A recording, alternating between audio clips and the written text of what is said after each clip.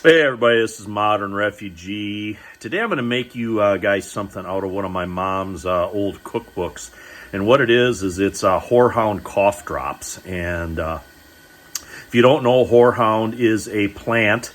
It can be grown fairly easily, and you can also get it at most health food stores.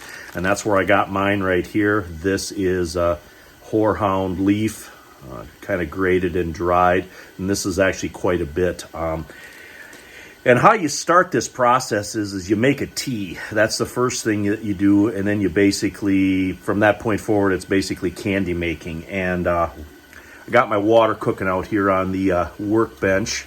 That's boiling pretty good. And what I made is I made a pouch, and this pouch contains probably about 1 ounce of that Horehound leaf.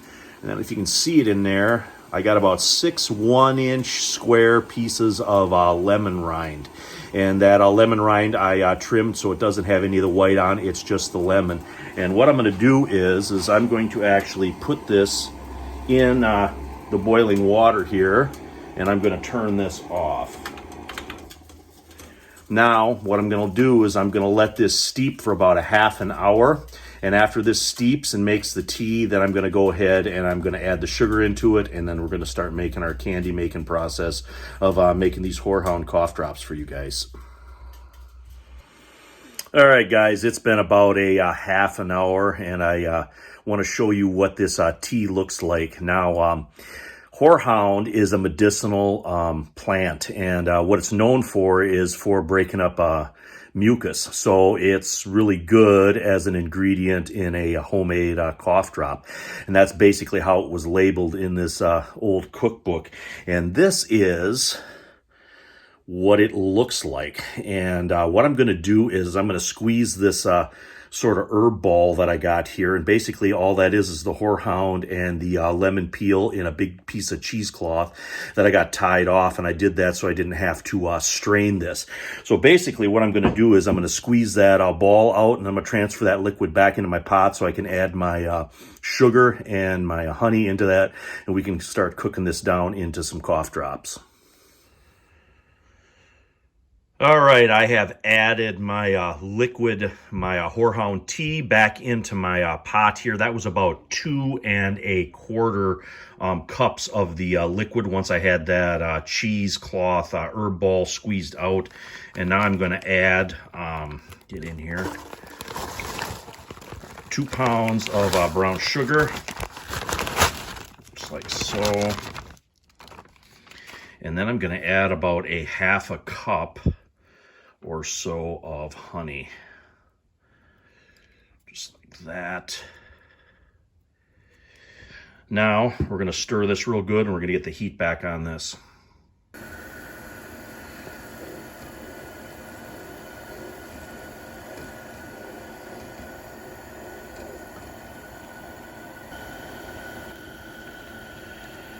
All right, this is cooking good now. Now the goal is to get this up to 265 degrees. That's called the hard crack stage in candy making, and it was also mentioned in that cookbook. Now I don't have a candy thermometer, so I've been using one of these here to give me just a general idea of what my temperature is. And when it gets to that stage, we are going to transfer it into a cake pan over there that's greased with a little bit of cooking spray on some parchment paper.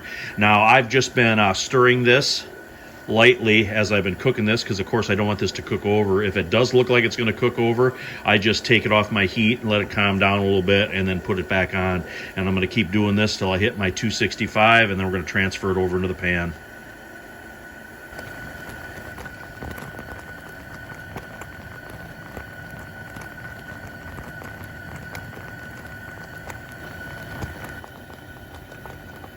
All right, we're almost there. Well, I've hit our 265 here, and now I'm going to show you another little trick if you don't have a thermometer. You want this hot candy here to form a ball when it's dropped into cold water. And I got a little bit of water here. See if I can show you. See how that's just, as that's falling in, that's turning into little balls? That means that it's got to the right temperature and that it's going to harden up for us. So I'm going to let this kick back here for a couple of minutes and cool just a little bit, and then we're going to transfer it into our pan. All right, I've got the candied cough drop mixture into my pan here. I stirred it a little bit to get some of the air bubbles out of it. Now I'm going to let this cool down to a point where I can actually score this with a knife or a butter knife, so I can actually, when this firms up, I can break this into small pieces. I'm going to show you real quick here, if I can. You can see that's what the drops look like that you dropped in that water, and that is just as hard as a BB. So that is exactly what we want here, because that candy will firm up to that once it cools, and then we'll have a solid cough drop that we can put up. So anyway, we're going to let this cool down here a little bit, and then we're going to score it. I know there's some people probably wondering, you know, why aren't you doing this in the kitchen?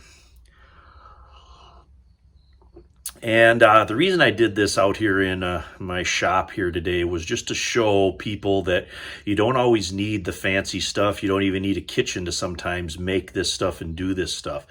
You know, the old timers didn't have a lot of stuff, but they made do with what they had. You know, I cooked this in a garage sale $1 pot on a old Mr. Heater burner out here on my workbench. You know, it was basically just the basic of the basic to make this. So you don't always need the fancy stuff.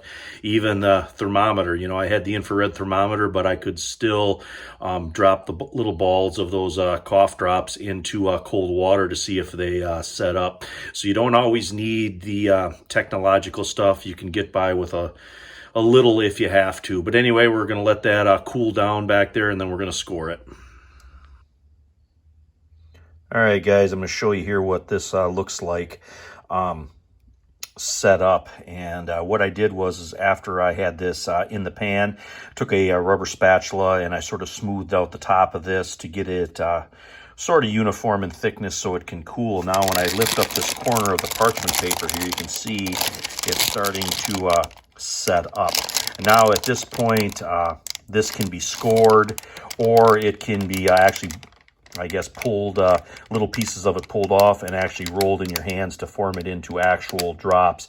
I don't know if I'm going to go quite that far with it, but I am going to score this so when it firms up even more, this can be broken into individual pieces.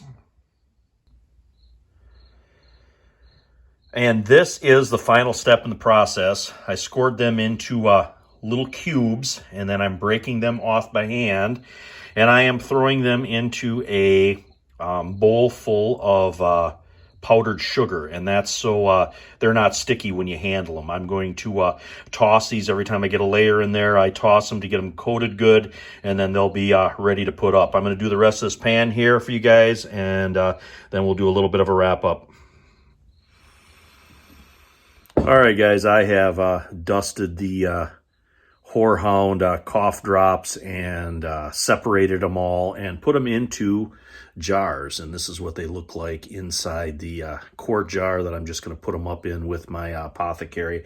It made a quart and a pint. And all I did is dusted each one and then took them out individually and put them into those jars. And this is basically what they look like.